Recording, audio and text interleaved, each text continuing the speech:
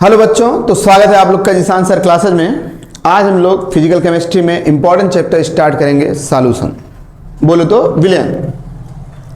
तो जैसे अभी तक हम लोग चैप्टर पढ़ते आए हैं, बिल्कुल बेस से उनके पीक तक गए हैं, वैसे ही सॉल्यूशन भी पढ़ेंगे। बेस से स्टार्ट करेंगे, उसके पीक तक लेके जाएंगे। कोई भी चैप्टर एक्स वाई जेड, अगर आपको उस चैप्टर का बेस नहीं क्लियर है ना, तो इसका मतलब ये है कि वो चैप्टर आपका इनकम्प्लीट है। और इनकम्प्लीट चैप्टर को लेके आप लोग बोर्ड और एंट्रेंस में बैठ नहीं सकते। इसीलिए हम आपको बेस से लेके पीक तक लेके जाते हैं चैप्टर में, ताकि आपका बोर्ड में और एंट्रेंस में जो भी क्वेश्चन आए रुके ना और आसानी से हो जाए। समझ रहे हैं? तो आज बात करते हैं सॉल्यूशन की। स्टार्ट करते हैं। जबरदस्त चैप्टर है, मजा आएगा, समझिएगा। सॉल्यूशन बोले तो विलयन। तो सबसे पहला वर्ड क्या कि विलयन कहते किसे हैं? तो दो या दो से अधिक पदार्थों का मिश्रण विलयन कहलाता है। अब दो या दो से अधिक पदार्थों से क्या अर्थ है कि जो विलयन बनता है उसके लिए न्यूनतम पदार्थों की संख्या कितनी होनी चाहिए? 2। और अधिकतम कितना भी ले सकते हैं। तो दो या दो से अधिक पदार्थों का मिश्रण विलयन कहलाता है।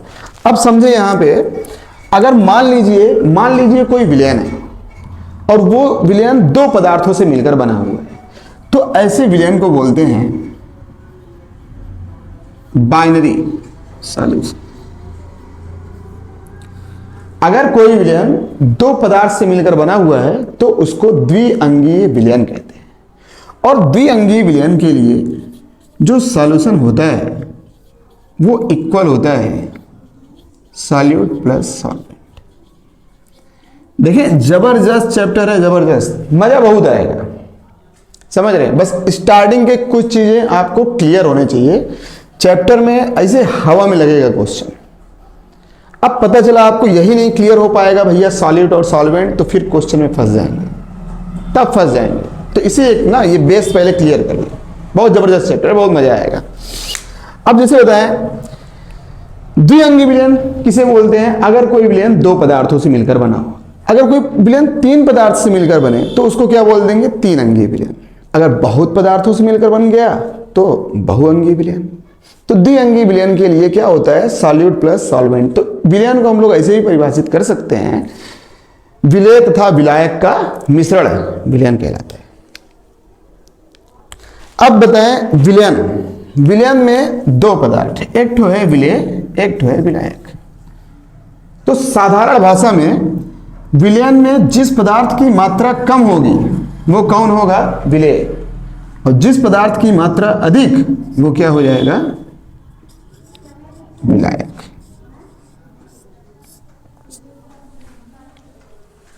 विलयन में जिसकी मात्रा कम होगी वो विलेय और जिसकी मात्रा अधिक होगी वो विलायक। अब यहां पे बंदों की बुद्धि में आता है कि मान लीजिए ये पात्र है। अब इस पात्र में ये पानी है, पानी हम ले लिए 250 ml और इसमें मिला दिए हम लोग सुक्रोज, बोले तो चीनी। कितना? 500 ग्राम।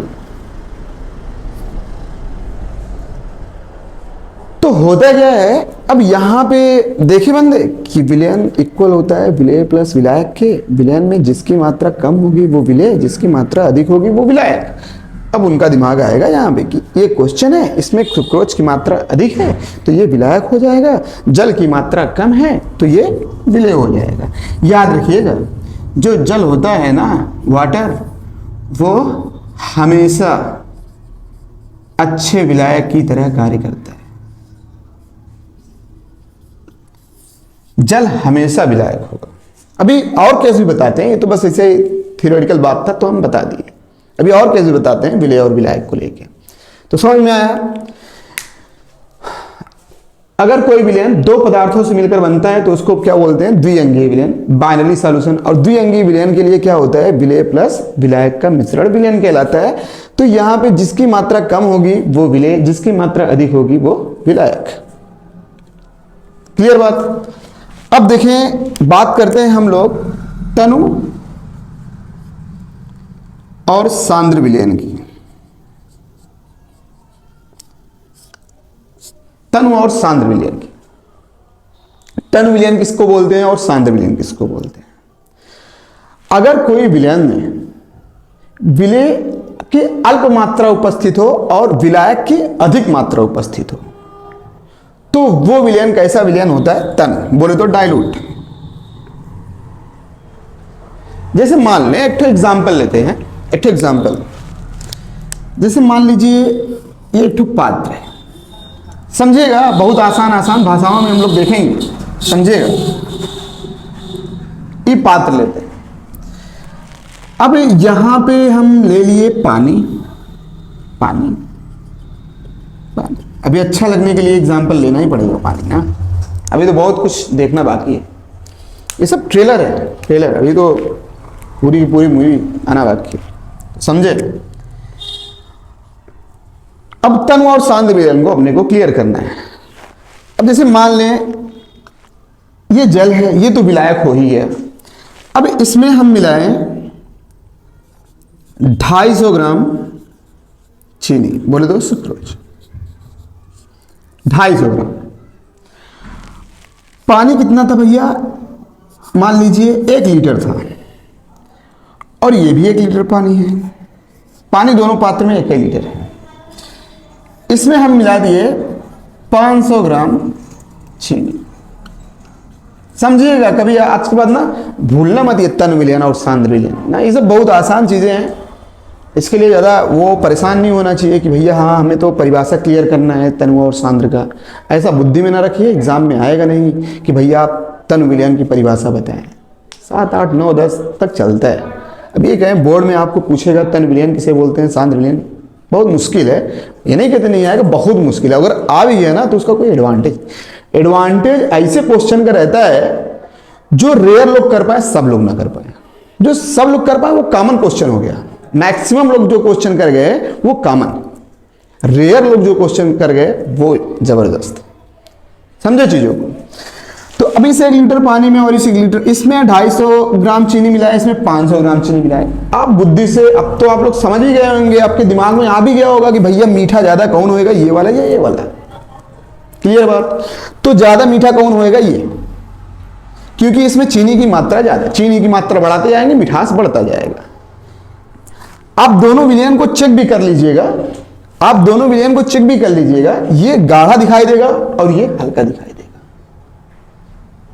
समझ रहे हैं। तो हम लोग ऐसे भी तन और सांद्र को कह सकते हैं कि अगर विलयन है जो, अगर वो हल्का है तो वो डाइल्यूट होएगा, अगर वो गाढ़ा है तो वो सांद्र होएगा, ऐसे भी कह सकते हैं। इन दोनों को जब हम लोग शरबत में कन्वर्ट करेंगे, चीनी और पानी का मिश्रण मिला के, तो आप देखने जाएंगे जो ये वाला विलयन और ये वाला विलयन प्राप्त होएगा, ये वाला विलयन ज्यादा गाढ़ा होएगा इसकी अपेक्षा, ये वाला विलयन ज्यादा मीठा होएगा इसकी अपेक्षा। तो ये क्या हो जाएगा, सांद्र, और ये क्या हो जाएगा, विलयन, तन। तो ऐसा विलयन जिसमें विलेय की अल्प मात्रा उपस्थित हो और विलायक की अधिक मात्रा, तो वो क्या हो जाता है भैया, तन विलयन। सांद्र को हम लोग परिभाषित करना हुआ तो कैसे परिभाषित करेंगे, ऐसा विलयन जिसमें विलेय की मात्रा तुलनात्मक रूप से अधिक हो, तो वो कौन सा विलयन कहलाता है, सांद्र विलयन। क्लियर बात। अब बात करते हैं हम लोग घटकों की, कंपोनेंट की। कंपोनेंट घटकों के आधार पर, अब देखिए जैसे सॉल्यूट है, सॉल्वेंट है, क्लियर बात। तो घटकों के आधार पे जो विलयन होता है वो 2 प्रकार के, एक होता है समांगी, सब जनरल केस है, सब जनरल केस, अभी क्वेश्चन आना बाकी है ना, जहां से क्वेश्चन, ये सब तो जनरल केस है, ये आपको कंपलसरी है, बेसिक चीजें हैं ना। होमोजीनस मिश्रण या विलयन, और एक होता है विषमांगी।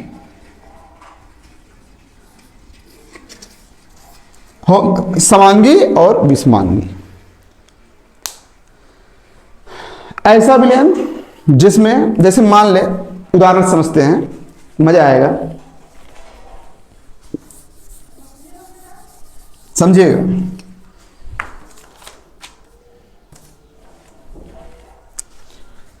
जैसे ये विलयन है, कोई विलयन है, अब इस विलयन में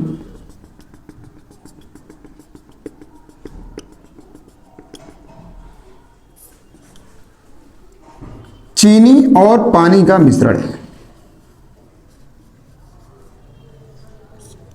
या फिर ग्लूकोज प्लस पानी, इट्सेट्रा इट्सेट्रा, या फिर कह सकते हैं हम लोग एल्कोहल और पानी। बताएं, चीनी और पानी के जो मिश्रण होंगे, जो हमें शरबत प्राप्त होएगा, या फिर जो पैक बनेगा शराब और पानी का, या फिर ग्लूकोज और जल का जो ड्रिंक बनेगा, इनमें विलयन बनने के बाद क्या आप पहचान सकते हैं? जैसे ये विलयन है चीनी और पानी का, मान लीजिए ये विलयन चीनी और पानी का है, इस विलयन में चीनी और पानी का मिश्रण है। हम आपसे कह दें कि भैया कोई भी भौतिक विधि या रासायनिक विधि का उपयोग करें, चाहे चाय की छन्नी ले लें, कुछ भी XYZ भौतिक विधि या रासायनिक विधि का उपयोग करें और इसमें से चीनी और पानी को पृथक करें, चीनी और पानी को पृथक करें, तो क्या पॉसिबल है? नहीं। तो ऐसा विलयन कौन सा विलयन कहलाता है? समांगी विलयन। तो परिभाषा है ऐसा विलयन जिसमें विलयन के घटकों की पहचान ना की जा सके। कौन सा विलयन? समांगी। अब विषमांगी क्या बोलता है? जस्ट उसके उल्टा। विषमांगी, इसको हम लोग समान, समांगी बोले तो समान, विषमांगी बोले तो असमान। कहने का अर्थ ये, हम लिए एक तो पात्र, अब इस पात्र में हम ले लिए, समझिएगा, इस पात्र में हम ले लिए बालू और पानी का मिश्रण, बालू और पानी का मिश्रण लिए।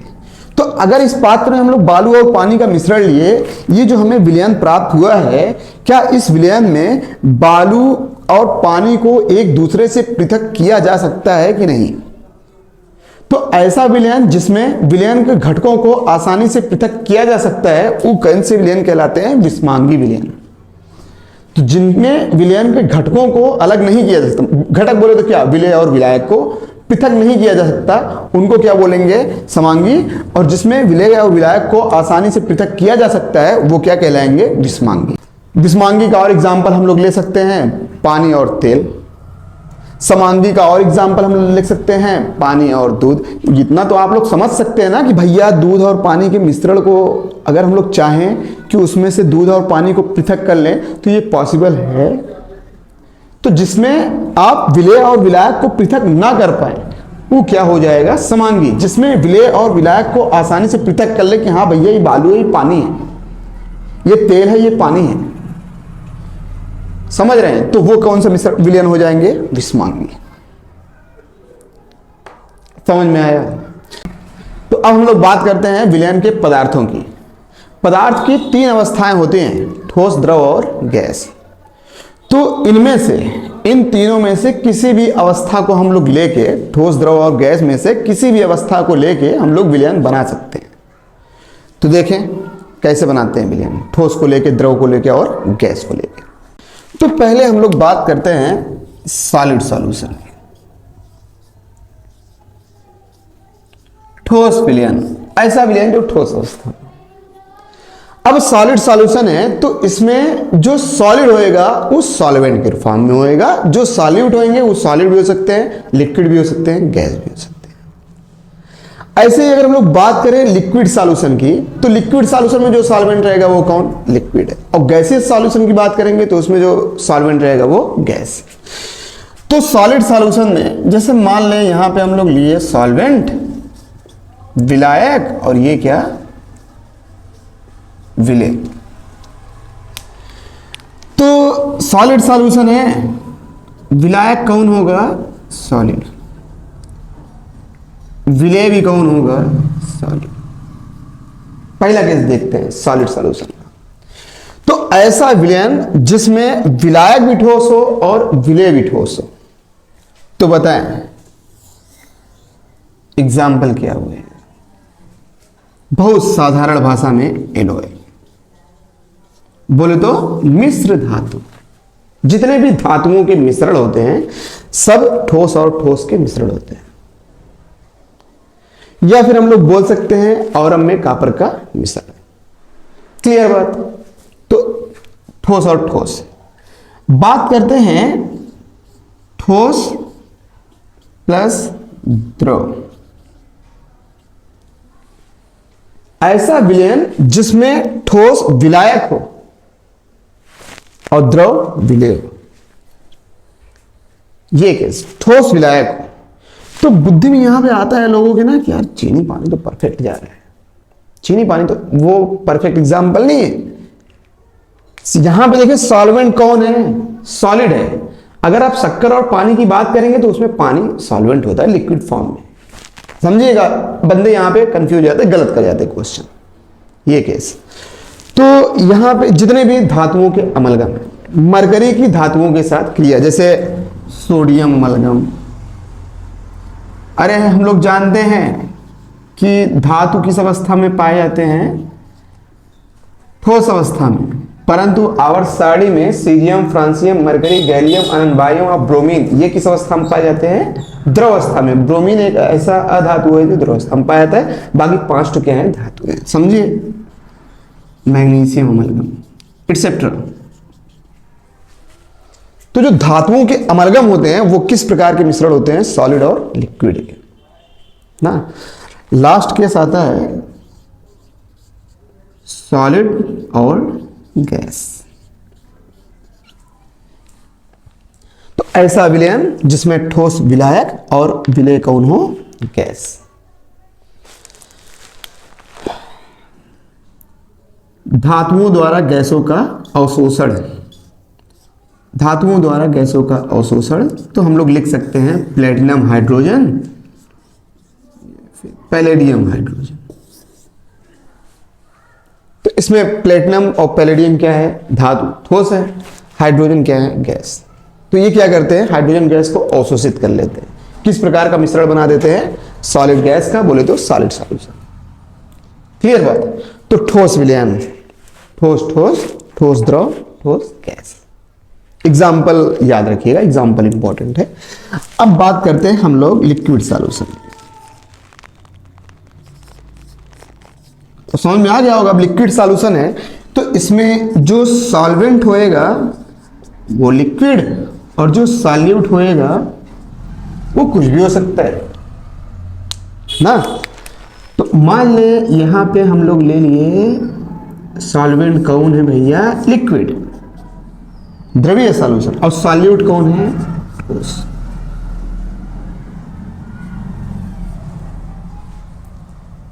द्रव और ठोस का मिश्रण, ठोस और द्रव का मिश्रण, समझिएगा वर्ड, कंफ्यूज ना होइएगा, क्वेश्चन गलत कर जाएंगे। तो लिक्विड सॉल्यूशन में लिक्विड क्या होएगा, विलायक। सॉलिड क्या है भैया, सॉल्यूट है, बोले तो विलेय।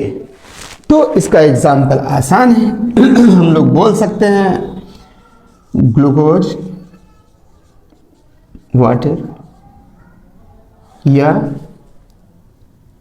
चीनी पानी, सुक्रोज, वाटर, या फिर हम लोग डायरेक्ट बोल सकते हैं शरबत, शरबत, द्रव और ठोस का मिश्रण। अगला केस बनेगा लिक्विड प्लस लिक्विड। तो ये तो बहुत जनरल इंफॉर्मेशन है, वाटर और अल्कोहल का मिश्रण, पानी और शराब का मिश्रण। बात करते हैं लिक्विड और गैस की।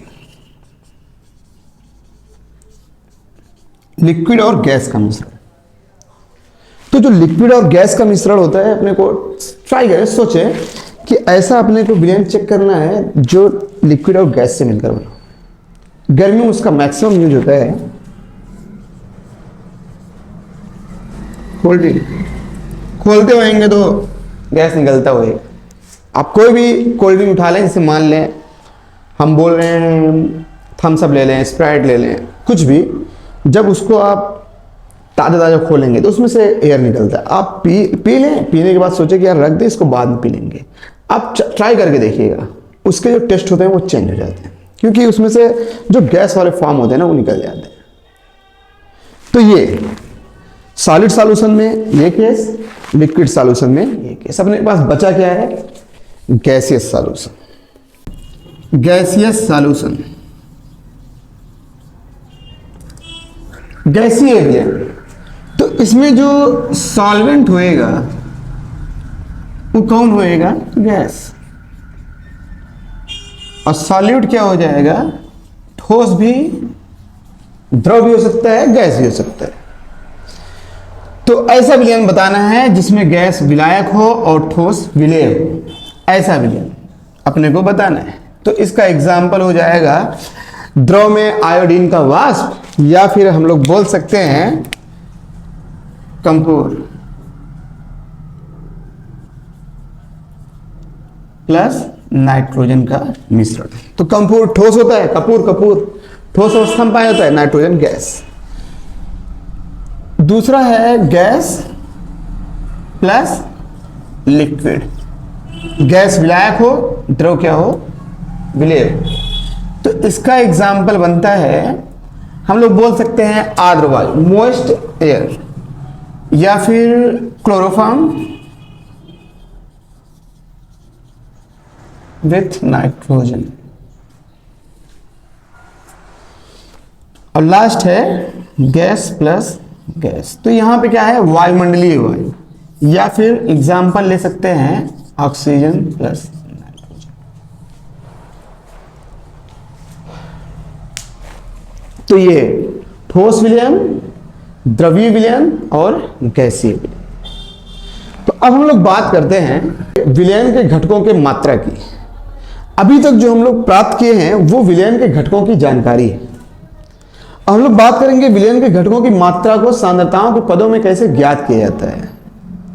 तो उसमें हम लोग मोलरता, नॉर्मलता, फॉर्मलता, मोललता, पार्ट पर मिलियन, सामर्थ्य, मोल फ्रैक्शन, बोले तो मोल प्रभाज इत्यादि चीजों की गणना करेंगे। तो सबसे पहले इसमें बात करते हैं हम लोग मोलेरिटी। मोलेरिटी बोले तो मोलरता। तो ये तो हम लोग मोल कॉन्सेप्ट में देखे हुए, मोलरता भी और नॉर्मलता भी चेक कर सकते हैं। अब मोलरता क्या है कि 1 लीटर विलयन में उपस्थित विलेय के मोलों की संख्या,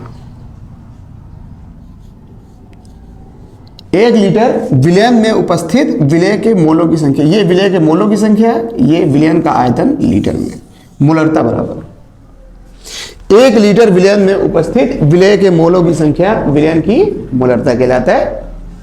आसान तरीके से परिभाषा है मोलरता का। अब यहां पे हम लोग बात करते हैं टेम्परेचर की, इफेक्ट ऑफ टेम्परेचर, कि टेम्परेचर का मोलरता पर क्या प्रभाव पड़ता है। तो याद रखिएगा जितने भी केस हम लोग पढ़ेंगे, अगर वेट के फॉर्म में तो उस पर टेम्परेचर का कोई इफेक्ट नहीं पड़ेगा, लेकिन अगर वॉल्यूम के फॉर्म में है तो फिर टेम्परेचर का इफेक्ट पड़ेगा। जैसे मान लें ये एक ठो पात्र है, अब इसमें कोई विलयन है। अब यहां पे हम लोग जला दिए हैं भैया गैस टाइप का कुछ भी जला दिए। तो अगर तापमान बढ़ाएंगे, टेम्परेचर बढ़ाएंगे, तो क्या होगा? जो विलयन के अंदर कण होंगे इनकी एनर्जी क्या होएगी? बढ़ेगी। और जब एनर्जी बढ़ेगी तो विलयन के वॉल्यूम में भी क्या होगा? वृद्धि होगी।